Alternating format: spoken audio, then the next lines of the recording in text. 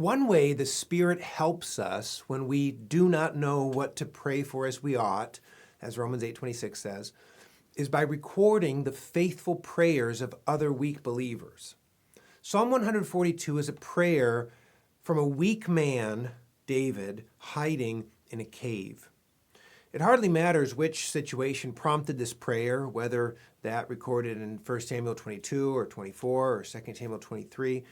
Whatever his context, he felt like he was in a prison. He was brought very low, as verse 6 says. David describes several feelings that we can relate to when we are downcast. He felt timid. Verse 3 says, "My spirit faints within me." His normally robust and ambitious spirit was feeble, overwhelmed, as the King James puts it. David also felt alone. "There is none who takes notice of me. No one cares for my soul," verse 4 says. David had loyal friends and a loving family, but he had lost sight of human helpers. And that's okay. David's feelings drove him, as they can drive us, to the friend who sticks closer than a brother, Proverbs 18:24. Finally, David felt helpless. He says in verse 4, "No refuge remains to me." What could he do when he has this outlook? "My persecutors are too strong for me." But David's terrible experience can help you when you are downcast.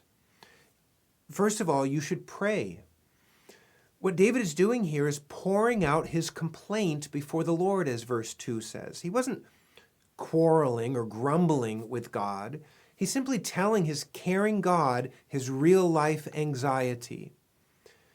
And as you pray, remain humble, as David did. David pleads for mercy, verse 1, knowing that he isn't entitled to God's help. And as you humbly pray, be faithful. David's prayer isn't an alternative to remaining in the fight. David's enemies were too strong for him, verse 6 says. But he still used his inadequate strength. At least he's hiding in a cave and not surrendering to the enemy. And as you humbly pray and live in small faithfulness, trust God.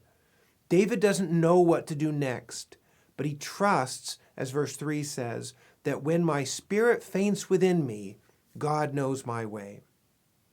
The Lord isn't troubled by the difficulties that confront David or the difficulties that confront you. He knows them, and he will use them well.